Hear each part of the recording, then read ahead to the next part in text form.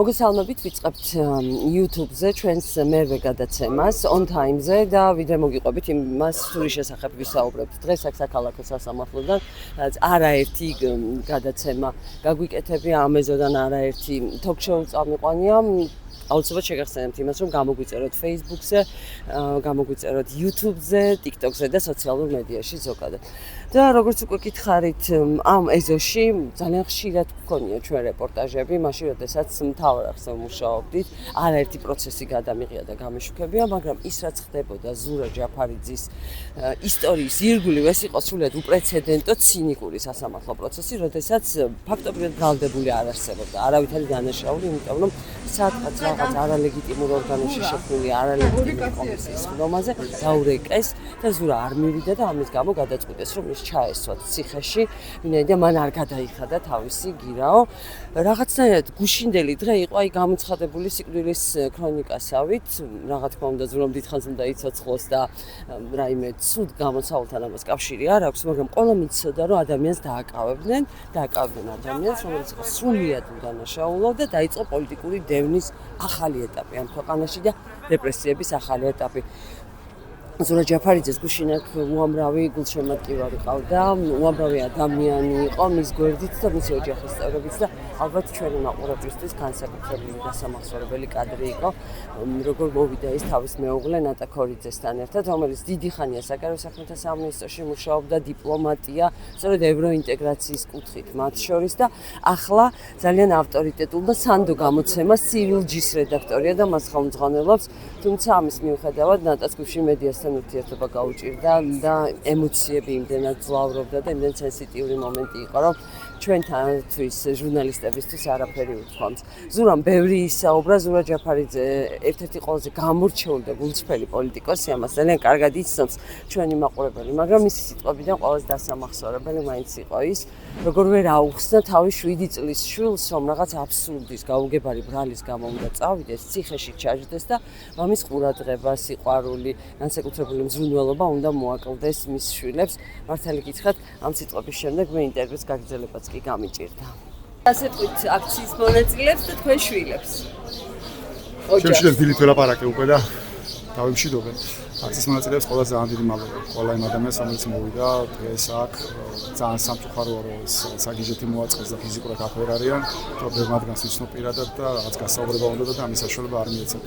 არა რას ისა ეგეთ ქვეყანაა ჯერჯერობით. და როგორ მიიღეს ოჯახში ეს გადაწყვეტილება და განსაკუთრებით მეუღლემ ბავშვებმა? მეუღლე გამძლე მყავს. პატარას გაუჭირდა ყველაზე მეტად. 7 წლისა და ჯერ რაღაცების ახსნა რთულია, მიუხედავად იმისა, რომ ვატყუე ფარაზოს, ეცადი რაღაცები ამეხსნა, მაგრამ ბოლომდე მაინც არ ისმის ჯერჯერობით რა ხდება მის თავს.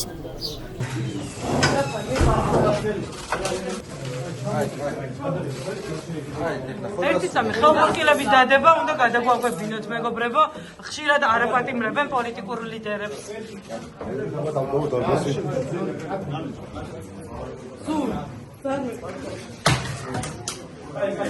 ზურა რას გვეტყვი? ეს მორჩება. ბოლოს მაინჩები. აუცილებლად. ზურა მაგარი. მიკროფონი რომ ის საზოგადოებრივი. ზურა მაგრად იყავი. დიახ, მართლაც ძალიან ემოციური იყო ეს სიტყვები ზურა ჯაფარიძის მხრიდან, რომ როგორ უნდა აუხსნან მშობლებს, შვილებს და ზოგადად საზოგადოებას რა ხდება ახლა ამ ქვეყანაში, იმიტომ რომ ვიღაცის ახირების, ვიღაცის ასეთი სურვილის პირდაპირ თქო ხუშტურის გამო ადამიანებს იჭერდა და რაც თავარია ეს არ იქნება ერთი, ძალიან კარგად ვიცით რომ ამ დარბაზებში სულ მალე დაიბარებენ ნიკა მელიას, ნიკა გვარამიას. ნიკა მელია გუშინ საერთოდ ვერც კი შემოვიდა სასამართლო ეზოში, ნიკა გვარამია კი იცავდა ზურა ჯაფარიძეს და ბოლოს მასაც როგორ გაუსწორდნენ და უხეშად მოექცნენ, ეს იყო ძალიან მძიმე სანახავი კიდევ ერთხელ და რაც თავარია ის ადამიანები, რომლებიც შეკრებილი იყვნენ გუშინ სასამართლოს ეზოს მიღმა, ყველა ამბობდა იმას, რომ ბრძოლა მაინც უნდა გაგრძელდეს, ისე როგორც თვითონ ზურა ჯაფარიძემ თქვა, ისინი ამბობდნენ, რომ აუცილებელია, რომ რეჟიმთან უკომპრომისო ბრძოლის და თავის არ დახრის მაგალითები შეიქმნას და ეს გუშინ ასეც იყო ზურა ჯაფარიძის შემთხვევაში. ზურა აკეთებს იმას, რაც უნდა აჩვენოს თელმა პოლიტიკურმა ოპოზიციურმა კლასმა თავისი მხარი მართალი მტკიცე პოზიციით. არ მიდის კომპრომისზე უსამართლობასთან, უღირსობასთან. იმიტომ რომ უბრალოდ სადღაც უკიანს მოუნდა, აიღო ტელეფონი და ჩამოგვირეკა, მოდით და იქ სადაც სოფლიო მარაღი არა, ეგრეთ წოდებულ პარლამენტში რო არ მივედით, არ მივიდა ზურა, იმის გამო იჭერენ და ამას ეგრება ძალიან დიდი ექო. ძალიან დიდი ექო. დასაფასებელი არის 50-ზე მეტი პოლიტიკური პარტნიორის ბრძოლა, ხო? რა თქმა უნდა, მათი გაძლიერებისთვისაც არის ეს ნაბიჯი ძალიან მნიშვნელოვანი. თანაც ისე რომ არაყენებ არც უცხო და არც ნაცნობის სიცოცხლეს, უსაფრთხოებას, არ ვიცი, ჯანმრთელობას, თავისუფლებას რისკის ქვეშ. საკუთარი მკვეთრი ნაბიჯით შენ ამ პროცესს ძალას აძლევ და ეს ყველაფერი როგორც არასოდეს აისახება ჩვენი ამერიკელი პარტნიორების თვედებებში. აი თუნდაც პერსონალურად პედაგოგად მარკო რუბიოს მაგალითად ეს ყველაფერი ძალიან მცირე ხანში ეწოდინება. რა ხდება ქვეყანაში? რისთვის დაიჭირეს პოლიტიკოსი 1 2 3 4 რისთვის? არალეგიტიმურ კომისიაში უბრალოდ ხალმა აიღო ტელეფონი წულუკიანმა, ასე არალეგიტიმურად დაურეკა, არ მივედი და დაგვიჭირეს. მაინც ხომ არ ფიქრობთ, რომ ცვლილება იქნება რუბიოს განცხადების მერე? არათუ არ ვფიქრობ, ნათია. ერთი წუთით არ მეპარება ეჭვი, ამ ქვეყანაში ცვლილებები დადგება. უბრალოდ ამ პროცესში დიდი ძალისხმევაა საჭირო და ეს დიდი ძალისხმევა გაწეულია და კიდე არის გასაწევი და ეს ასე ხდება ისტორიულად. ისტორიულ მიზნებსა და ამოცანებს ხშირად ჭირდება ძალიან დიდი ძალისხმევის გაღება. და ამ პროცესში ვართ ჩვენ. პატივია პირიქით ვიყოთ, აი თანამედროვე ქართველები, ცოცხლები ვეხებოდეთ ერთმანეთს, ნათია, და აი ამ ბრძოლაში თანამებრძოლებოდ ვწვდით ერთმანეთს. ოლიგარქიის დამხობა არის ამოცანა, თუ გვინდა რომ ხალხი იყოს გარეთ, თუ გვინდა რომ შეკითხვები არის მოდის რა მოხდება და როგორ მოხდება. იმიტომ რომ ოლიგარქია სანამ იქნება ესეთი გადაწყვეტილებები. მხოლოდ კაფიო და რადიკალური. ხა ზოგიერთ რო ეგონა რომ ამერიკის შეერთებულმა შტატებმა ეს თქო გუშინდა, ამიტომ ბიზინა გადაიფიქრებს, ეგრე არ არის. ბიზინას არ აქვს უკან დასახები გზა. ბიზინა არის უმძიმეს ჩიხში და აწი თუ უფრო მეტად გართულდება მისი მდგომარეობა და საზოგადოებისადმი რეპრესიული დამოკიდებულება, თორე არ შემსუბუქდება. საშიშია ეს საქართველოსთვის ძალიან. ამძიმებს ეს პროტესტის მდგომარეობას. პირიქით ამსუბუქებს, იმიტომ რომ გიჟის მდგომარეობაში რაც უფრო მეტად შევა ბიძინა ივალიშვილი, მით უფრო დასუფდება და უფრო მეტ შეცდომებს დაუშვებს. რა თქმა უნდა, პირადი მაგალითი, ასეთი პრინციპულობა, შეუგუებლობა, უკომპრომისობა ნამდვილად ძალიან მნიშვნელოვანია ავტოკრატიასთან ბრძოლაში. და ამ შემთხვევაში ასეა განსაკუთრებით მე ვიტყოდი პოლიტიკოსების მხრიდან. მათ შორის, როდესაც მსახიობები, ექიმები, ჟურნალისტები, სხვადასხვა პროფესიის ადამიანები, მათ შორის არასრულწლოვანი ბავშვები რეალურად სასჯელს იხდიან არაფრისთვის, იმისთვის რომ ისინი იბრძვიან ქვეყნის თავისუფლებისთვის. ასე რომ, რა თქმა უნდა, პირადი არჩევანი იყო ეს ზურასი, მაგრამ ნამდვილად დასაფასებელია მისი ასეთი თავგანწირვის მაგალითი და მე პირადადაც რომ დავდგე ამ არჩევანის წინაშე, რა თქმა უნდა, ასევე ავირჩევდი გირაოს არ გადახდას. ეს ერთი არ არის ძლიერი ხელისუფლების ისი თქმაც უნდათ ამით გამოხატულება და მეორე თუ ასე გაგრძელდება და ეს პოლიტიკური რეპრესიები ასეთი მძიმე და მძაფრი იქნება, ეს საბოლოოდ დაასრულებს ჩვენს დასავლურ ინტეგრაციას, იმიტომ რომ ამ ფაქტს ეკნება ძალიან დიდი და მძიმე გამოხმაურებები, მით უმეტეს იმ ფონზე, როდესაც მეგობარი აქტი უკვე სენატში იხილება და ევროინტეგრაციის კუთხით რა ვითარებაც გვაქვს, ჩვენ ამას ვხედავთ. პირველ რიგში მინდა სოლიდარობა გამოუცხადო ზურა ჯაფარიძეს, რომელიც ნამდვილად არის ერთ-ერთი ყველაზე უფრო თანმიმდევრული პრინციპული პოლიტიკოსი, ის პოლიტიკოსი, რომელსაც ალბათ მაქსიმალურად ბევრი ადამიანი ენდობა იმათგან, რომლებიც ქუჩაში არიან, რომლებიც ბოლო თვეების განმავლობაში აპროტესტებენ აი ამ რუსულ სისაძაგლეს, რაც ხდება ჩვენს თავს. მე დარწმუნებული ვარ, რომ ბოდიში ამ ბანალობისთვის, მაგრამ ამ ზღაპრის ბოლო კეთილი იქნება. საუბარია იმაზე, როგორ უნდა გავძლო და მივიდეთ მანამდე ნაწილისთვის შედარებით ადვილია, ვინც დღეს ჯერ გარეთ ვართ. ზურა ძალიან სერიოზული საფრთხის წინაშე დგას. რაც შეეხება იმას, თუ რას გამოიწვევს ეს ყველაფერი, ივანიშვილისთვის ეს ყველაფერი ძალიან ცუდად დამთავრდება, უბრალოდ მას წითელი ხაზი გადალახული აქვს, მას სხვა мотиваცია აქვს, როდესაც ჩვენ საუბრობთ იმაზე, რომ მისთვის ცუდია, ქვეყნისთვის ცუდია, უნდა გვახსოვდეს, რომ ის არ არის დამოუკიდებელი მოთამაშე, ის არის რუსეთის მიერ საქართველოს კონტროლის მიზნით მოვლენილი ფიგურა, რომელიც ამ დავალებას პირნათლად ასრულებს. ზურას ყველა ვარიანტი გამოიწვევს. ამათმა ისეთ მდგომარეობაში ჩააგდეს ქვეყანა, ყველა მიცის უკვე რა გადაწყვეტილებებს მიიღებენ.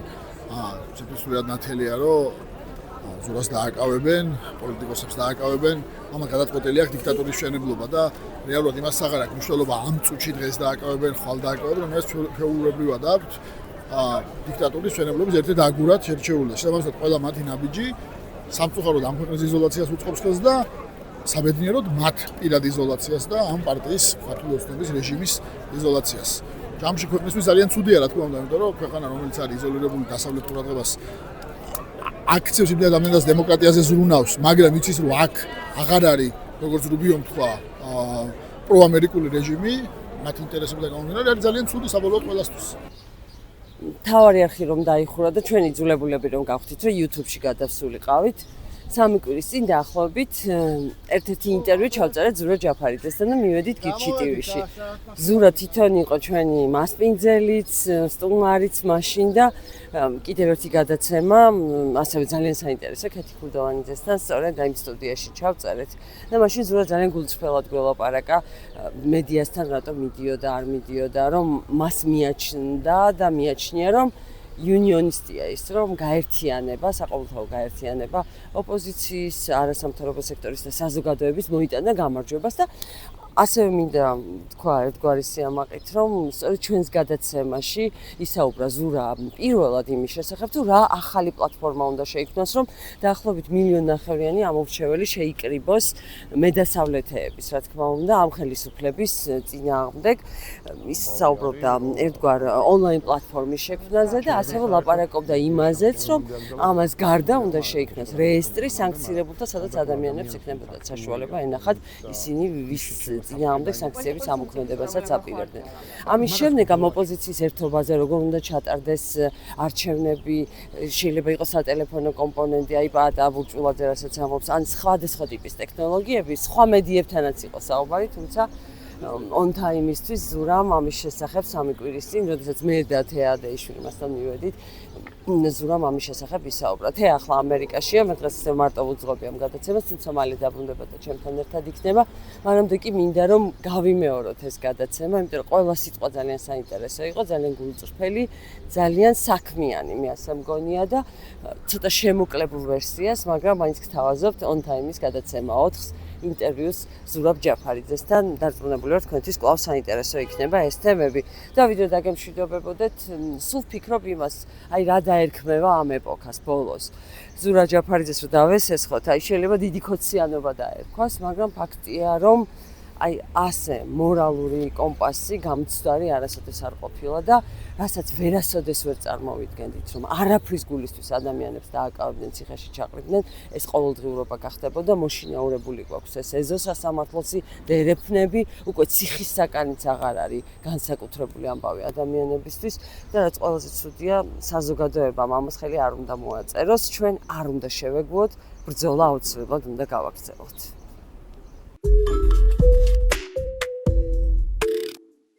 ესე იგი სანამეთერში ვიყავით, რამდენჯერ ვახვეწებოდი ზურა ჯაფარიძეს მოდი სტუმრად და ვერ მოვიტყვეთ. აი თუმცა არ მიდის მუჰამედები მოვიდნენ ფასტა. და მადლობა მასპინძლობისთვის და ისე რატო არ მოდიოდი? არ დავდივარ ეთერებში. YouTube პლატფორმა უფრო შინაურულია, ხო? ნუ ერთი განსხვავება ის არის რომ აქ ბევრად მეტი საუბარი შეგიძლია და ბევრად რაღაცა მეტი დრო შეგიძლია რაღაცებს დაუთმო და გაშალონების მე რაღაცა, მაგრამ თავარი მიზეზი ეგ არის, თავარი მიზეზი ის არის რომ ვინც დადიან ახლა ეთერებში ჩემი აზრით ყველა გადაქცეული არის პოლიტიკურ ანალიტიკოსებად და რაღაცა ანალიზებს აკეთებენ ეს რატო ხდება, ის რატო ხდება, ბიძინას რა უნდა სინამდვილეში, ის რატო თქვა კობახიძემ და ეს რაღაცა და მაგას გონია რომ გია ხოხაშვილიც აკეთებს და მე მგონი რომ პოლიტიკოსებისგან ადამიანები ელოდებიან გამოსავალს და გამოსავალზე საუბარს როგორ მივდივართ გამარჯვებამდე ეგ არის ჩემი თავარი კითხვა რომელსაც პასუხი უნდა გაცეს პოლიტიკოსმა და მაგ კითხვაზე ჩემი პასუხი არის ის რომ მე ამჯერა რომ რაღაცა დიდი კონსოლიდაციის ძალების გაერთიანების პირველში ინტელექტუალური რესურსის გაერთიანების გარეშე რამე არის შესაძლებელი ხო ამიტომ მაგ ნაწილში გაჩერებული ვარ მივიდე და უბრალოდ ანალიზები ვატარო და მოვუყვერო ეს ამიტომ ხდება ის იმით ხდება მაგას შინაარსი არ აქვს ჩემს გარეშე ჩართება ნებისმიერი იგივეს მოყვება შესაძლებელი არის თუ არა ჯერჯერობით არის შესაძლებელი რომ იყოს გაცდებით თამამად მივიდოდი მეც და დავიწყებდი რაღაც საუბარს არა მე წლებია მაგაზე ლაპარაკობ არჩევნებამდეც კი საპარლამენტო არჩევნებზე მანამდეც კი ჩემი პოზიცია ეგ იყო, რომ ხედავდი საით მიექანებოდა ეს საბოლოო ჯამში ეს რეჟიმი და რომ გამოსავალი იყო ძალების კონსოლიდაციაში, მაგრამ ნუ დღემდე გადაუწყვეტა რამოცანად რჩება ბევრი სხვადასხვა ფაქტორების გამო. ამიტომ მე ვერ ხედავ, არ არსებობს ეგეთი ცალკე აღებული ერთი რომ რაღაცა ძალა, რომელიც იტყვის, რომ რაღაცა აი ხა ესე უნდა წავიდეთ და გავაკეთოთ და რაღაცა ხალხის გვასავით გაყვება გამორიცხული, ამიტომ ერთადერთი გზა მგონია, რომ მინიმუმი არ ვიცი, იმას კი არ ვიძახი, რომ ეგ თუ მოხდება უეჭველი მოგებული გვაქვს ხვალზე, მაგას არ ვამბობ, კაცმა არ იცის, მაგრამ იმას ვიძახი, რომ არის მინიმუმის მინიმუმი, რაც არის გასაკეთებელი, რომ რაღაცა ძალა გამოჩნდეს ის გამოჩნდეს რომ რაღაცა ერთმანეთთან რაღაცების შეთანხმება შეგვიძლია და რაღაცების მართლობა გადაწყვეტა შეგვიძლია. გამოსავალზე რომ კითხებიან ოპოზიციის ლიდერებს, ბევრს არ მოწონს ეს შეკითხვა და ამბობენ რომ მოდით ოპოზიციის კრიტიკას შეეშვით და სულ რეცეპტს და გადარჩენის ფორმულას ნუ გთხოვთ და სწორია ეს დამოკიდებულება? არა, კრიტიკა არ არის პრობლემა, ჩემს კრიტიკა ძალიან ნორმალურია, პირიქით ხა თუ რაღაცა არჩევნებს საზოგადოება ცოცხალია და იბრძვის, ეგ არის ის რომ კრიტიკა არსებობს და კრიტიკა საერთოდ არ არის პრობლემა. ერთმანეთს ლანძღვა და გინება არის პრობლემა, თორე კონკრეტული ნაბიჯების და კონკრეტული ხედვების კრიტიკა პირიქით სწორია. საბოლოო ჯამში აღარ როგორ უნდა მივაგნოთ, სად არის გამოსავალი და სად არის სწორი გზა, თუ არ გავაკრიტიკეთ რაღაცა ხედვები ერთმანეთს. ეგ არ არის პრობლემა. პრობლემა არის, როცა ძალიან ნათელია და ხელის გულზე ჩანს, რომ განსაკუთრებით როცა პოლიტიკური პარტია მეორე პოლიტიკურ პარტიას ლაპარაკობს, როცა მიდის ლანძღვა და თათხვა და გასაგებია, რომ აქ გამოსავლის ძებნა კი არ არის მიზანი, არამედ რაღაცა საკუთარი პოლიტიკური დივიდენდების ჩაწერა ვიღაცის რაღაცა არ ვიცი, დამცირების თუ რაღაც ხარჯზე, ხო? ეგ არის პრობლემა, ეგ არის რაც ხალხში აჩენს მე ნიჰილიზმის გზნობას და მე ადამიანები გეუბნებიან, რომ რავი, ხა თუ ვერ ახერხებთ, რავი. აი, ესეთ კრიტიკულ სიტუაციაშიც კი როცა ყველა გვეუბნებით, რომ იქით ხარეს რუსეთია და რუსეთს ებძვით, თუ ესეც კი არ არის ისეთი ფაქტორი, რომ თქვენ გადააბიჯოთ რაღაც საკუთარ რაღაცებს და რაღაცაზე დაждეთ, შეთანხმდეთ და მოილაპარაკოთ და მე გაგვაგებინოთ რას აკეთებთ, ხო, მაშინ რატო უნდა გამოყვე, რატო უნდა გენდო, ხო, რა, ძალიან ისეთი ლოგიკური და ბუნებრივი კითხვა არის. აი, ეგ იგრძნობა, თორე კრიტიკა რა პრობლემა არის? ანუ რა, მე მგონია, რომ გამოსავალი არის. ჩემს ხრიდან, აი, ქუჩიდანაც რო არის ლაპარაკი, რომ შემდეგ რა იქნება. სწორია ეგ. იმიტომ თავარი კითხვა ეგ არის. ანუ სინამდვილეში ადამიანებს აინტერესებთ ეგ, სად არის პოლიტიკოსისგან. ადამიანებს აინტერესებს ეგ. ეხლა ამ სიტუაციაში როგორ მივდივართ გამარჯვებამდე. ეგ არის თავარი კითხვა, რომელზეც პასუხი ჯერ არ არის გაცემული და რომელზეც პასუხის გაცემას ბევრი გაურბის. ურჩევნიათ ილაპარაკონ ბევრ სხვადასხვა არათუ უმნიშვნელო არა, მნიშვნელოვან, მაგრამ ნაკლებად მნიშვნელოვან რაღაცებზე, მაგრამ არ გაცემ მაგ თავარ კითხვას პასუხი. ან პასუხი არის ის, რომ ნუ რა ვიცი, აი ესე გავაგზავნოთ და სადღაცა მივალთ. აი თქვენ თქვით, რომ უფრო იუნიონისტი ხართ გაერთიანების მომხრე და ამას ყოველთვის ამბობდით. არჩევნებამდე, უფრო ადრეც, მერეც არის ოპოზიციაში დარჩენილი ეს რესურსი, ნათი ამ დასვა ეს კითხვა, მაგრამ კიდე დავუბრუნდეთ. თუ უკვე ოქსიმორონია ოპოზიცია და გაერთიანება და რას ნიშნავს ზოგადად გაერთიანებას, რომ ამბობთ, რა ცნება არის ეს? ერთი სია არის, ბარიკადებზე ერთად დგომა არის, თუ რას ნიშნავს გაერთიანება ოპოზიციაში? მე ხო რაღაც მე ჰაერიდან არ მომაქვს რაღაცები, არ მე მართლა ჩერა და დარწმუნებული ვარ, რომ ჩვენ გავდივართ რაღაცა გზას, რომელიც გაიარეს ჩვენზე და გაიარეს რუსეთში, გაიარეს ბელორუსში. რაღაცები არის, რაც ერთ-ერთში ემთხვევა. როგორ ვიქცევით ჩვენ რა ნაბიჯებს დგამთ. მილიონობით ადამიანი გამოდიოდა ქუჩაში რუსეთში 2011-2012 წლებში და ცეკვავდნენ და ზეიმობდნენ და ეგონათ რომ პუტინი დამთავრდა. ეგონათ რომ მაგ პროტესტს ვერაფერი ვერ გააჩერებდა.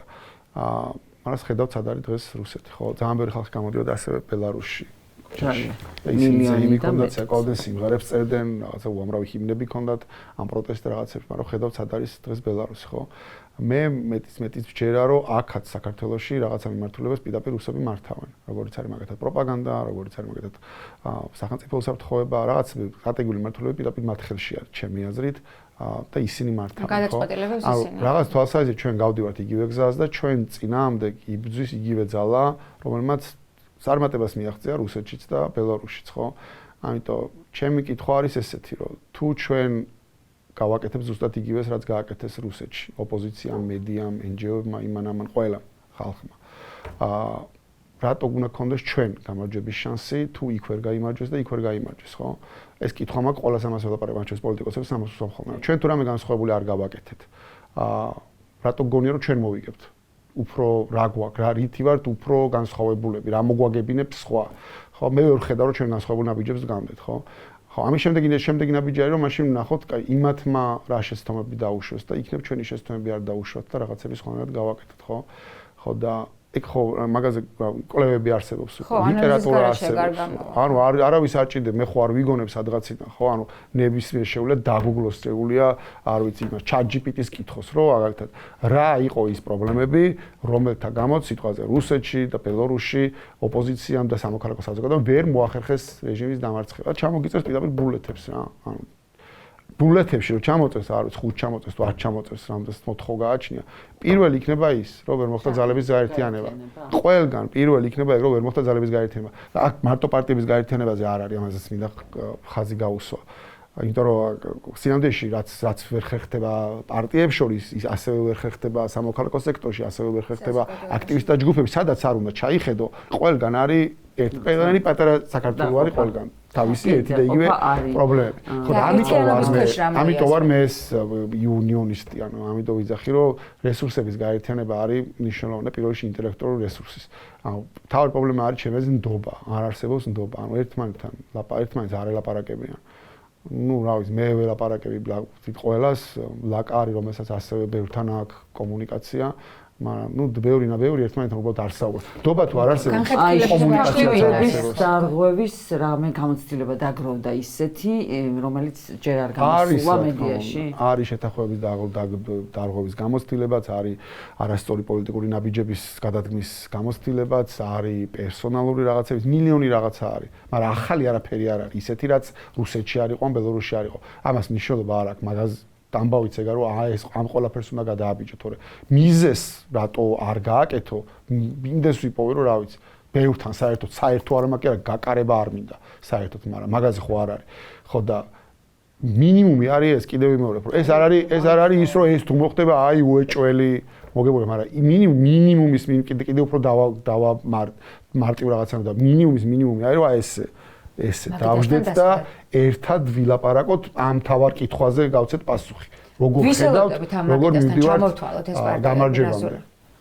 ვინ შეიძლება დასხდეთ ვირტუალ მაგიდასთან? ეხლა არსებობს ფორმატი სალომე ზურაბიშვილთან, სადაც იმის გამო რომ ამ თავარ კითხვაზე პასუხის გაცემა არსებობს, რაც სხვა რაღაცებზე მინდის მუშაობა, რაც საქმე არის ჩემი აზრით, არაფერი ცუდი მაგაში არ არის. მე ნათქვამი მაქვს თვითონ სალომესაც, რომ რაღაც ნებისმიერ რაღაცა სადაც შესაძლებელი იქნება რაღაცა ერთობა და ერთად რაღაც გავაკეთებ, რა ვიცი.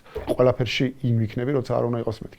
არის რაღაცები, რაზეც იქ ერთად რაღაცებზე თანხმდები არის. არის რაღაცები, რასაც ცალ-ცალკე ვაკეთებთ, რა ვიცი. რაღაცები, რაც საბოლოო ჯამში მე ყველას გამოადგება, მაგრამ ცალ-ცალკე ვაკეთებ რაღაცებს. არის რაღაც საგარეო მიმართულება, სადაც ყველაზე უკეთესად გვაქვს კოორდინაცია და ეს უკვე თვეები აქ გრძელდება.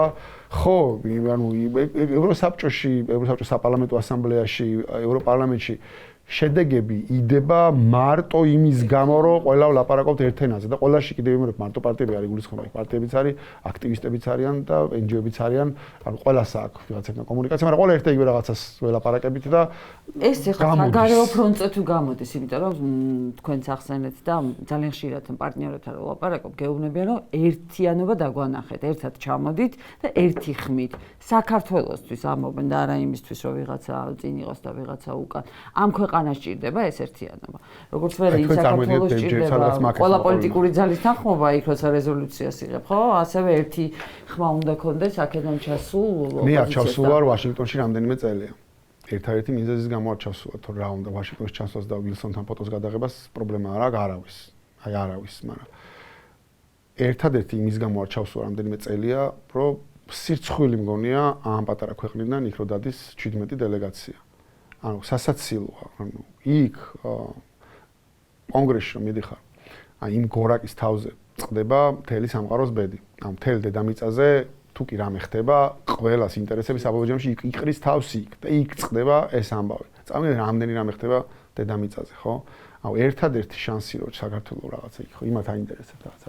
ჩინეთი, ირანი, რაღაც არის გაზა, ისა, უკრაინა, ესა და საქართველოს არის სადღაც ქვემოთ, ხო? გამქრალი ვართ რეალურად რა.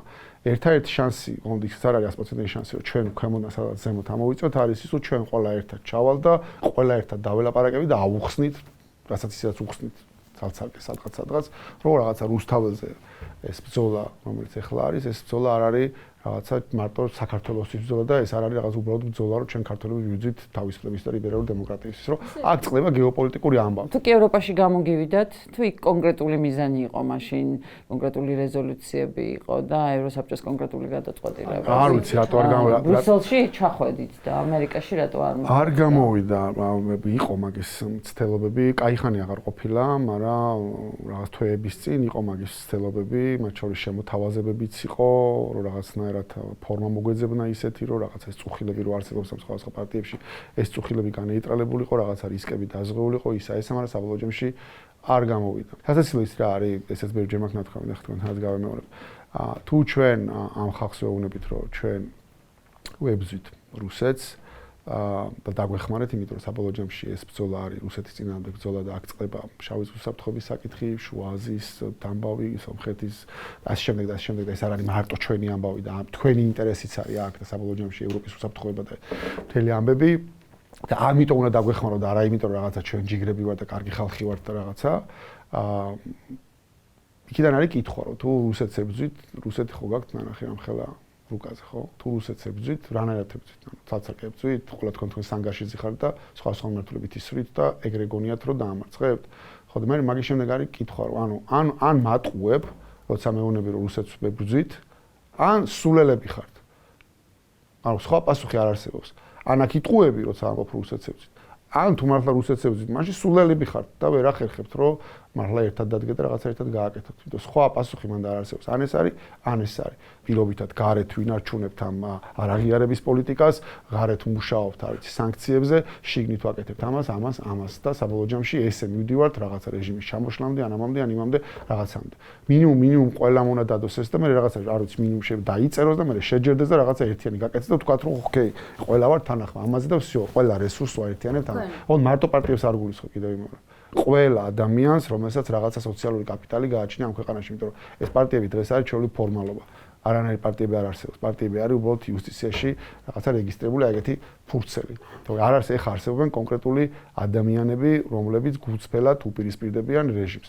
არსებობენ ადამიანები, რომლებიც რეჟიმის მხარეს არიან და არსებობენ ადამიანები, რომლებიც არიან კონფორმისტულ პოზაში და ტრაგს ათამაშებენ უკაცრავად. ეგ არის ნამდვილად რაც არის ხა რეალობა. თქვენ თვეების განმავლობაში მუშაობდით ამ ფორმულაზე და რამდენიმე ხნის წინ ძალიან საინტერესო ინტერვიუში თქვით კიდეც რომ ახლა არ ხართ მზად რომ ამაზე ღიად ილაპარაკოთ, რა ფორმულა შეიმუშავეთ. მოდით ახლა ჩვენთან. მე მაქვს რაღაცა ხედვა, რომლის მსგავსი ხედვაც გაჩნდა უკვე, რომელზეც მე დაახლოებით ერთი თვეა ბევრს ველაპარაკები, მაგრამ მსგავსი ხედვა გაჩნდა უკვე სხვებთანაც და ეხა ამ წუთში სიმართლე გითხრათ რაღაცა შეჯერების პროცესში ვარ. პოლიტიკური მოძრაობები, ჯგუფები, პარტიები, პოლიტიკოსები არის გასაცოცხლებელი, იმიტომ ეხა გამორთული არიან მთლიან პროცესიდან. და ასე შემდეგ მოგეთ ბევრი რაღაცა შეგვებულეთებად ესე ჩამოწერო, რაც ჩამოწერილი მქონდა, რაც არის გასაკეთებელი.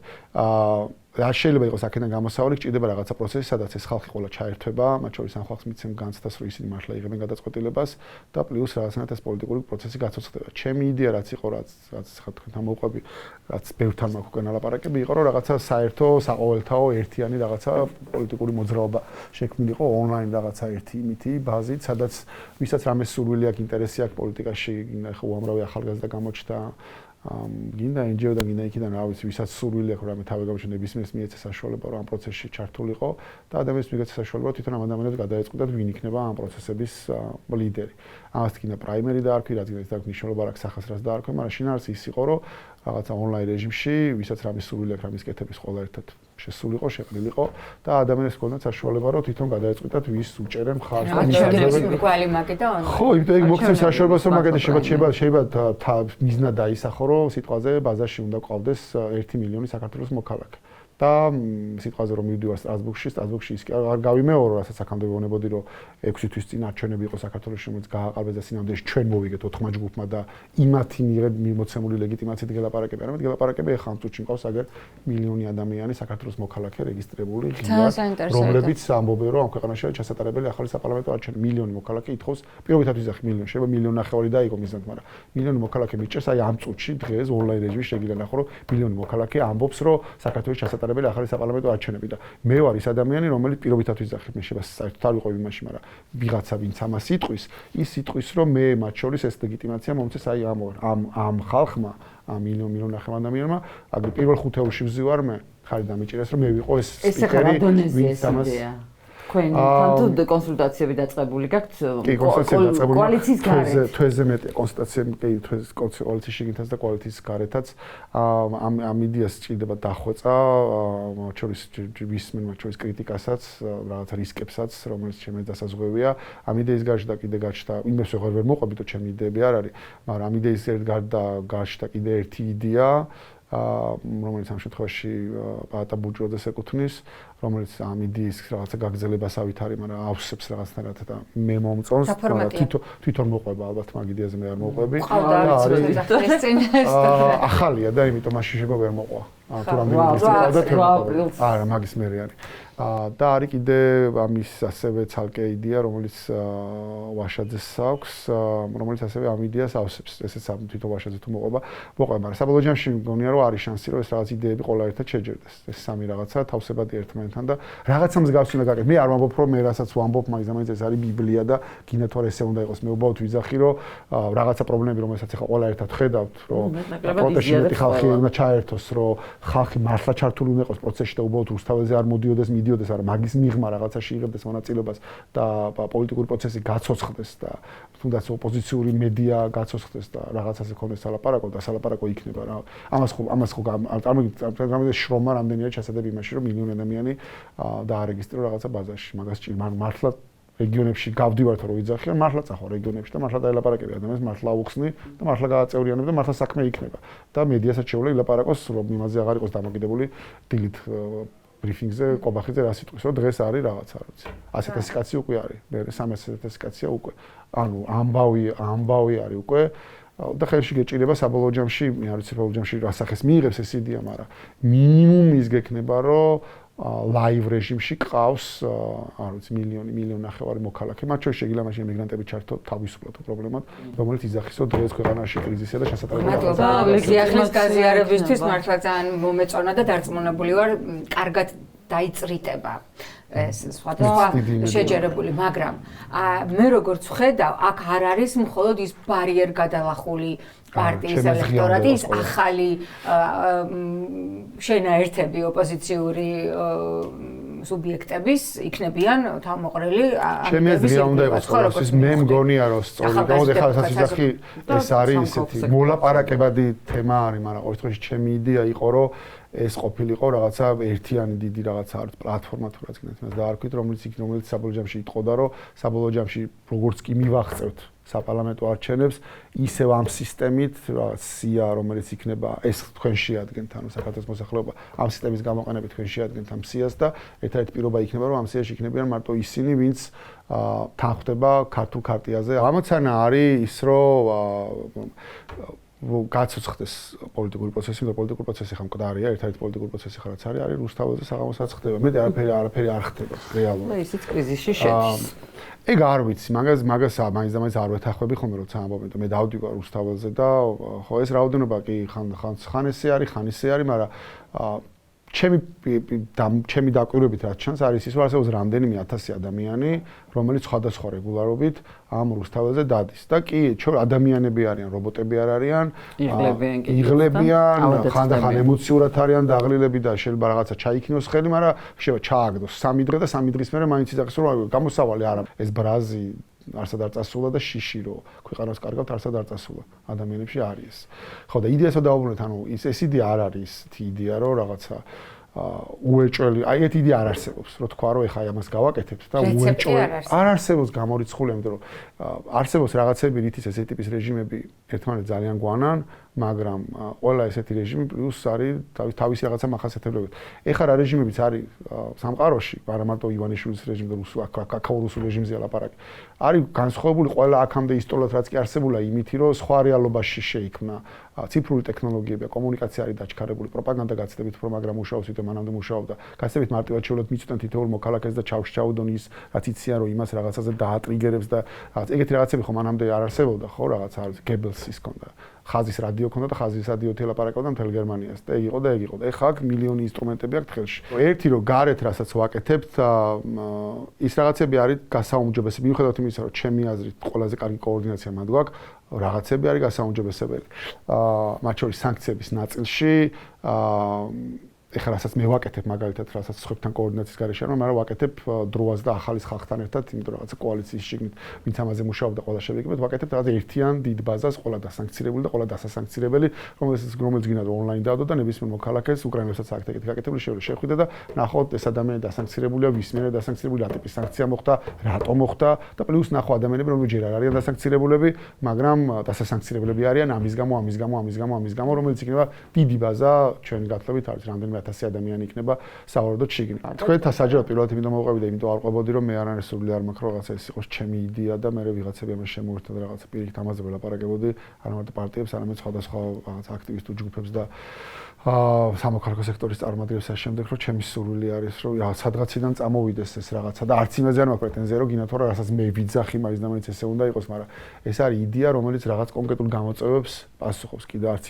იმას ამბობ რომ გარანტია გამარჯვების, მაგრამ რაღაც კონკრეტულ გამოწვევებს პასუხობს პოლიტიკურ პროცესს გააცოცხლებს, ადამიანის პროცესში ჩართავს, ადამიანის გაცდას გაუჩენს რომ ისინი მართლა რაღაცა მნიშვნელოვანი მონაწილეები არიან და თვითონ იღებენ ამ გადაწყვეტილებას და უბრალოდ რაღაცა რუსთაველზე არ მიდიან მოდიან მარტო, სხვა რაღაცათაც არიან დაკავებულები. გააცოცხლებს მათ შორის რა ვიცი ოპოზიციური მედიასაც, იმიტომ რომ საქმე იქნება, გასაშუქებელი საქმე იქნება. პარტიებს გააცოცხლებს ოპოზიციური მედია. პარტიებსაც გააცოცხლებს, იმიტომ რომ საქმე გაუჩნდება ყველას. მაგრამ რა მილიონერად შეიძლება გადააკეთო, შეიძლება რაღაცები შეცვალო, შეიძლება რაღაცები დაამატო, რა ვიცი, ეს ხო რაღაცა ის არის, ჩონჩხი არის რეალურად და ბევრთან მაგ ლაპარაკები რა, მართლა ბევრთან ლაპარაკები და მათ შორის საპროტესტო კრიტიკულ მასაშიც ელექტორატშიც, იმიტომ რომ სწორედ ისინი იყვნენ ინიციატორები, არ გამოჩენილი იყვნენ მათ რიგებში პოლიტიკური ლიდერები. ნებისმიერი პოლიტიკური ლიდერი რო აიღო, ყავს თავისი რაღაც სოციუმის რაღაცა ნაწილი, რომელიც მას ენდობა და მას მიყვება. ხო, ანუ მე მყავს რაღაცა რაოდენობა, რომელიც მე მენდობა მე მომყვება და ყველა დანარჩენს ესე ყავს ახლა. ჩემებს ისინი არ მოწონს, იმას ესენი არ მოწონს, ჩემებს გონიათ რომ მე ვარ ესეთი, იმათ გონიათ რომ ის არის ისეთი, მაგას ხო შინაარსი არ აქვს. ყველა ერთად უნდა დადგეს, მაგრამ კიდევ მე პოლიტიკოსების გარდა კიდევ უამრავი ადამიანია, რომელსაც რაღაცა ენდობიან და მოყვებიან. აი ეგეთი ხალხიც ყველა უნდა დადგეს, მნიშვნელობა არ აქვს, ის არის მასწავლებელია, მსახიობია, თუ ვინა, უამრავი ადამიანია ხო ხა ჩართული. ყველას რაღაცა ნდობა აქვს და ვიღაცა მოყვება, ხო? ეს ყველა არის გასაერთიანებელი და ყველამ უნდა დაიწყოს ერთ ენაზე ლაპარაკი. ესეთი ტიპის რეჟიმებში, ესეთი ტიპის რეჟიმის პირობებში მოლოდინი იმისა, რომ რაღაცა ოპოზიცია კრამიტებს დალეწავს აბსურდია, არ არსებობს დედამიწაზე, ეგ რო ხდებოდეს, მაშინ ესეთი რეჟიმი აღარ იარსებოდა. მაშინ მოვიგებდით უკვე და დავამარცხებდით და დამთავრებული იქნებოდა ეს ამბავი, ხო? ესეთი რეჟიმის პირობებში რო არსებობს თუნდაც კრიტიკული მედიის ის რაც არის დარჩენილი, სამოქალაქო სექტორის რაც არის დარჩენილი, პარტიების ის რაც არის დარჩენილი და პროტესტი რაც არის რუსთაველზე, ეგეც არის უკვე მნიშვნელოვანი და მაგითი ვართ ახლა ჩვენ განსხვავებული რუსეთისგან და ბელორუსისგან. ბევრჯერ მithქვამს ეგეც, რომ როგორც კი ამ კერებს, აი 4 რაღაცა წარმოვიდგინეთ, არ ვიცი, კერა თუ სვეტი თუ წერტილი წინააღმდეგობის ეს არის კრიტიკული მედია, სამოქალაქო სექტორი, პარტიები და პროტესტი. მაგის ჩაკლაზე მიდის, ხო, იქიდანაც მუშაობდი, ისინიც ეგრე ხედავენ, რუსებიც ეგრე ხედავენ, რომ ეს არის ხა რაც არის წინააღმდეგობის კერები დარჩენილი. ამას როგორც კი ჩაკლავენ, დამთავრდება. ნაბიჯებსაც შეეხება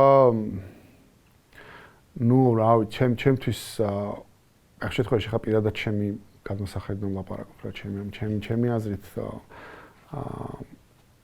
ესეთი რეჟიმების პირობებში იმ რეალობაში როცა შეიძლება არ ჩანდეს ძალიან ცალსახად როგორ მიდიხარ გამარჯვებამდე თუ რამე გრჩება ადამიანს არის ის რომ რაღაცა ინდივიდუალურად ცალკეულმა ადამიანებმა აჩვენონ რაღაცა პრინციპულობის მაგალითი ამიტომ ჩემს პრინციპული საკითხია ეგ რაღაცა იქ არის მანდატებზე უარის თქმა იქნება, დაფინანსებაზე უარის თქმა იქნება, ხელფასზე უარის თქმა იქნება, თუ რა იქნება, არ არის მარტივი ამბავი.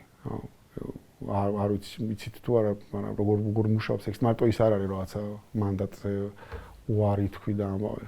მე მახსოვს 2020-ის 2020-ის არჩევნების მერეც ხო არ შევედი 8 წელი იქნება ჯამში, როცა პარლამენტში გავდივარ და არ შევდივარ პარლამენტში, მაგრამ მაშინ პრინციპული საკითხი იყო და ხელფასის მარტო იმასო თავიდან რომ პარტიის დაფინანსება და რაღაცა ხელფასის ამბავზე რომ გესმოდეს, რაღაც თვეების მერე გირეკავენ და გეუბნებიან, რომ რაღაცა შენ სახელზე არის ამდენი ფული.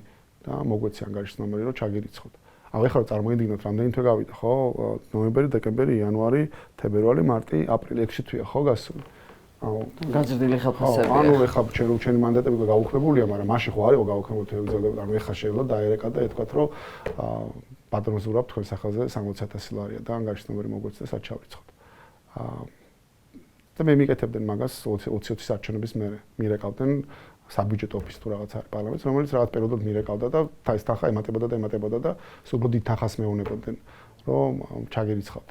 და პირველ დღეს მოყვებოდნენ თვითონ მათი პროპაგანდისტული მედია გამოაცხადა. რთული იყო ალბათ ამ ხო, არა, ჩემს არ იყო რთული, ჩემს ეგეთი რაღაცები იმდენად ის არის, რომ რაღაცა ვეუნებოდი ყოველ ჯერზე, რომ არა და ალბათ ერთადერთი ვარ მართლა იმ მოწვევის პარლამენტში, რომელსაც ლარი არ ამიღია იმ პარლამენტში, იმიტომ მე რაღაცა ნაწილი შევიდა, მე ცხადია ყველაფერი ერთად ჩაურიცხეს, რაც მანამდე დაგროვდა და ასე შემდეგ. ხო, მაგრამ იმის თქვა მინდა რომ ეგეთი რაღაცები სულ არსებობს, ანუ ეხაც მაქვს ეგეთი რაღაცა და ეხაც ჩემთანაც მაქვს ხოლმე მაგაზე, მე რა მაქვს თვითონ მესაუბრებია, მაგრამ ეხა მაქვს გირაო დაკისრებული. 18 რიცხვამდე, 18 მაისამდე მაქვს დაკისრებული გირაო, რომელიც უნდა გადავიხადოთ. რამდენი დამაკისეს მე 20,000 თუ 20 მახსოვს. 20 მგონი, ანუ და გადაკეთვაზეც. გადაკეთვაზეც ცალკე მაქვს ჯარიმები. ხო 20 მაქვს 5,000. 18-მდე გადავიხადო და 22-ში მაქვს პროცესი. და ანუ თუ არ გადავიხადე, პროკურატურა შევა რაღაც აკვეთი ღონისძიების შეცვლის იმით და სავარაუდოდ მოითხოვენ რომ დამაკავონ. ხო, რასაპირებთ? არ ვაპირებ, არამედეც ქონდა ნათქვამი რომ მე არ გადავიხდი მეთქი. ანუ მგონია რომ ეგეთი რაღაცები არის მნიშვნელოვანი, ეს არ არის რაღაცა პატარა რაღაცა. ნებისმიერ ეგეთ რაღაცაზე ყოველთვის შესაძლებელია იქით ამ მხრიდან არგუმენტების მოყვანა. ანუ ძალიან მარტივია, მაგრამ ის კი არ არის იქით ამ მხარეს არგუმენტები. იქით ამ მხარეს არგუმენტი ყოველთვის არის. ვიღაცა ყოველთვის იტყვის, რომ შესულიყავი აგეღო მანდატი და შიგნით ტრიბუნა გექნებოდა, ტრიბუნას გამოიყენებდი. ვიღაცა ყოველთვის იტყვის, რომ აგეღო სულელი ხარ, გახარია სწორად იქცევა, აგეღო პარტიული დაფინანსება, სამაგიეროდ პარტია შეინარჩუნა. ვიღაცა ყოველთვის გეტყვის, რომ აგეღო ხელფასი და ეს ხელფასი გამოგეყენებინა, მე რაღაცა ბრძოლისთვის და რაღაცა ესეთი რეჟიმის პირობებში, როცა რესურსებისაც დეფიციტურია, როგორ შეიძლება ამ რესურსებზე უარის თქმა. ან ეხა გეტყვის, რომ რაღაცა რა გინდა, რატო ჩარჯე ციხეში, ციხიდან უფრო მეც გაკეთება შეძლო თუ არა, ჯობია რომ გარეთ იყო და გარეთ უფრო მეც ყოველთვის არის იქით ამ ხარეს რაღაცა არგუმენტი, რომელთაც შეგიძლია განსხვავებული საქციელი გაამართლო. ჩემთვის ყოველთვის პრინციპული პოზიცია იყო, რომ ხო, არ ინდივიდუალურად ჩვენება იმისი, რომ მე ამ რეჟიმთან არ თანამშრომლობ და ჩემთვის ეს არის პრინციპული საკითხი და არაფერს არც ერთ შემთხვევაში მათთან არ მექნება არაფერი, ანუ არც გირაოს არ გადავუხდი და არც ამ რაღაცა მოთხოვნას არ შევუსრულებ და არც ამას არ ვიზამთ. ჩემი ეს არის პრინციპული საკითხი. რასაც ბევრი არ იზიარებს და იზიარებს საწინააღმდეგო არგუმენტებს, რა ვიცი, ჩემთვის გასაგებია, მაგრამ დაგაპატიმრებენ? არ ვიცი, ანუ მეორე მხრივ იქით ამ ხარეს ლოგიკა არ არის. ანუ როგორ უნდა დაასაბუთონ, რომ აკვეთი ღონისძიება გინდა თუ არა პატიმრობა უნდა გამოიყენოს ჩემთან მიმართებაში, ეგეთი ლოგიკა არ არსებობს, იმიტომ რომ ჯერ ერთი როცა დამიბარეს პროკურატურამ სტრასბურგში ვიყავი, ჩამოვედი და მე ხო არ დავდივარ, არსად არ დავდივარ, სადაც ამეზე ხარ, ერთად სადაც დავდივარ არის სასამართლო. ამასაც უხსნი სასამართლოს ყოველ ჯერზე სასამართლოში ვეუბნები სასამართლოს, რომ აქაც იმიტომ კი არ მოვდივარ, რომ ჯერა თქვენი, რომ რაღაცა გაქსიმათოს იყო. უბრალოდ სასამართლო არის ადგილი, სადაც ყველაზე კარგად ჩანს ესეთი რეჟიმის პირობებში რამდენად დამპალია სისტემა. და მაგით სასამართლოში დავდივარ. ჩემზე კი არა, სხვების სასამართლოებში დავდივარ, რომ უყურო და სუმახსოვდეს რა ხდება და რა რეალობაში ვცხოვრობთ, იმიტომ რომ ესე ვერ ხედა. როგორც კი გამოითიშები ამ რაღაცას სახში დაჯექი, ბევრ რაღაცას ვერ დაინახავ. მაგრამ ეხლა რომ იარო რეგულარულად თუნდაც იმ ახალგაზრდების პროცესებზე და უყურო მოწმეები რას დაპარაკობენ, პროკურორი როგორ იქცევა, მოსამართლე როგორ იქცევა და ეს მანდატურები რა შებიან და შემდეგ სულ ექნება ეგ განცდა არ და გავიწდება, რომ აი ამ რეალობაში ცხოვრობ და ეს რეალობა თუ არ შეცვალეთ, შათვალე რომ შეშულებსაც აქ ტოვებ.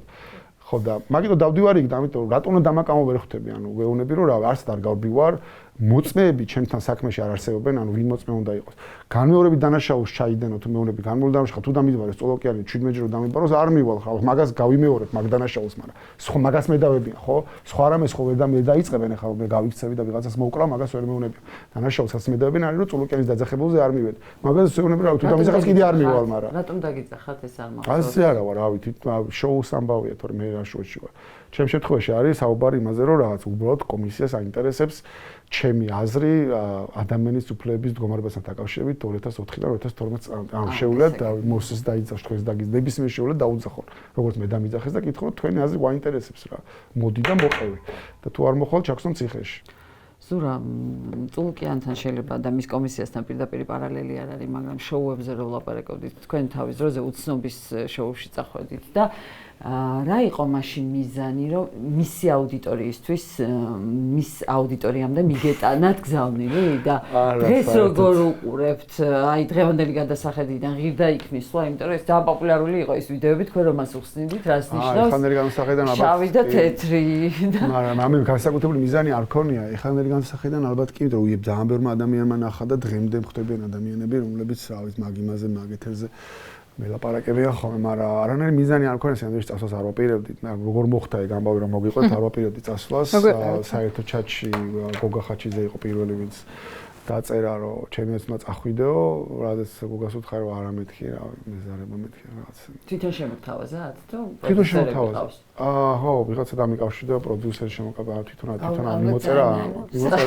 პროდიუსერი შემეხნა და მე ისე მოხდა რომ ამ ჩატში წავაგე უბრალოდ ყველა ჩემები ვინც იყვნენ, ყველამ რა უგეხო წადი და ეგრე წავედი თორე ესე არ ვაპირებდი ამ სულ შემთხვევითი ამბავია. იმან რატო გადაწყვიტა რომ სეზონი ჩემი გაიხსნა, არ ვიცი, მაგრამ რამე მიზანი არ მქონია რომ რაღაცა უბრალოდ შემემეთქოს რომ წადი და წავედი.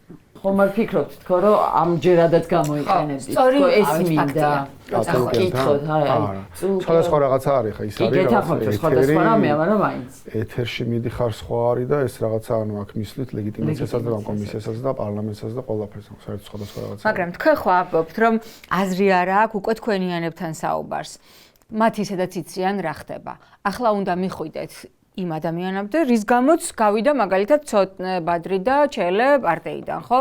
აპირებენ კიდე არსებობს რესურსი, რომ აი პროდასავლურ ელექტორატს ქართული ოცნებისას მიაწვდინონ თავისი ხმა და სიმართლე. აი თქვენ როგორ უნდა მიხვიდეთ? მე ამჯერა რომ იქით რამე რესურსი არსებობს, მე ამჯერა რომ ლაპარაკით შეიძლება გადმოიბირო ეხლა ადამიანები, რომლებსაც ნახეს დეკრეტის დასაწყისში ადამიანებს როგორ აწამებდნენ და მაგის მერე კიდე დარჩენ კოცებად, მე მაგის ლაპარაკით გადმობირებს ამჯერა. მე მჯერა რომ თუ აქეთ დაინახავენ ძალას და გაჩნდება შიში რომ რეჟიმი მარცხდება, მაგ შემთხვევაში შეიძლება ეგეთი ადამიანები აქეთ წამოვიდა, მაგრამ ის რომ ლაპარაკით რაღაცას აუხსნი, როგორი საქართველო მინდა და რატო ჯობია ესეთი საქართველო ივანიშვილის საქართველო და მაგით ვიღაცას დაარწმუნა და მაგის გამო კოცი, რომელიც დღეს დარჩა კიდე კოცი თორე. მანამდე გადმობირების მჯეროდა და მანამდე გადმოიბირეთ კიდევაც ბევრი გადმოვიდა აქეთ მხარეს. ამის ამ ყველაფრის მერე რაც ახლა ვნახეთ, ამის მერე რომ ვიღაცა მაგის გამო წამოვა, რომ რაღაცა ახლა დაიჯერა და რაღაცა სხვანაირი საქართველო მოეწონა და აქ წამოვიდა, მაგისი ნაკლებად ჯერა. ანდროს დედა ამბობდა ერთ-ერთ ვიდეოში გუშინ უსმენდი, რომ მნიშვნელობა აღარ აქვს ადახარო, რომ მაინც ციხეში ვარო. მაინც გარეთ ხარ თუ სახლში ხარ, მაინც ციხეში ხარ ამ ქვეყანაში და რას აქვს აზრი? ბრძოლას. აი მიუხედავად თუ რამეს აქ ხა აზრია ერთადერთი რამის გააზრებას აქ აზრი, რომ მიუხედავად იმისა, რომ შეიძლება არ ჩანდეს სინათლე გვირაბის ბოლოს, მიუხედავად იმისა, რომ გარშემო რაღაცა საყოველთაო ნიჰილიზმი იყოს, მიუხედავად იმისა, რომ ბევრი უამრავი პირადი პრობლემები ქონდეს თავზე დაყრილი და ვერ აგვარებდე და აგერ დაგერიოს ბევრი რაღაცა ცხოვრება რაღაცა მიუხედავად ამ ყველაფრისა, ყოველ დღე რაღაცას გაკეთებას, ბრძოლას აქვს აზრი, რომ ხელები არ გაჩერდე, მაგას აქვს აზრი. თუ რამეს აქვს აზრი, მარტო მაგას აქვს. რუსთაველზე დგომა მგონია მაგიტომ მნიშვნელოვანი. აი ყოველ საღამოს რუსთაველზე, როცა ახერხებ, მე ვერ ვახერხებ ყოველ საღამოს, მაგრამ როცა ვახერხებ, ყოველ ჯერზე გავდივარ. იქ გასვლაც კი არის მნიშვნელოვანი. სულ არაფერი არ გააკეთო მთელი დღის განმავლობაში, მარტო ის რომ რუსთაველზე გახვედი და დადექი საღამოს, ეგეც არის უკვე საქმე. აი სასამართლო აღწერეთ თქვენ პოსტში გუშინდელია თუ არ ვცდები ნიკა კაციადან გამომდინარე და ტყუილი ყველა ფეხის ნაბიჯზე და ეს ტყუილი არის ის რასაც ეფუძნება რეჟიმი და ბოლოს ასე ამთავრებთ რომ ეს ტყუილი დაასრულებს ამ რეჟიმს. აი რა გაძლევთ მაინც ამის საფუძველს, იმიტომ რომ მართლა არაჩვეულებრივად მოირგო ტყუილი და პროპაგანდა რეჟიმმა. აი ის რო არის სერიალი არის ჩერნობილი, იქ არის ბოლო სპიჩი, სადაც ის ერთ-ერთი მეცნიერი ყვება საბოლოო ჯამში მაგას ხსნის. როგორ მიდიხარ ტყუილიდან იქამდე რომ შეიძლება ატომური კატასტროფა დაგემართოს. მე მგონია რომ ეგრე არის. საბოლოო ჯამში ეს ტყუილი არის რაც ხრავს ყველაფერს და შეუძლებელს ხდის რომ ეს სისტემა, ანუ შეიძლება გადარჩეს რაღაცა პერიოდი, მაგრამ შეუძლებელს ხდის რომ ეს სისტემა გრძელვადიანად იყოს სტაბილური და გადარჩეს. 70 წელი იდგა საბჭოთა დამყარი სისტემა ტყუილზე. მაგიტო ვიძახი რომ მე არ ვიცი როდის მოხდება ეს, მაგრამ საბოლოო ჯამში არა, იმედია 70 წელი შეიძლება მაგის თემა რომ ტყუილმა დაშალა ეგეც, რომ ჩაყვე, მაგ კუთხით თუ გაანალიზებ და რაღაცა სიტყვაზე იმაში არ წახვალ. მაგრამ იმაში წახვიდა იქაც ტყუილს მიაგნებ. კი, სადაც არ უნდა წახვიდა საბოლოო ჯამში მიაგნებ დახვალ იქამდე, რომ კი, ტყუილი და სიყალბე არის ის, რაც ალპობს ამ ყველაფერს მერე და შეუძლებელს ხდის, რომ ეს გადარჩეს. არამდგრადია.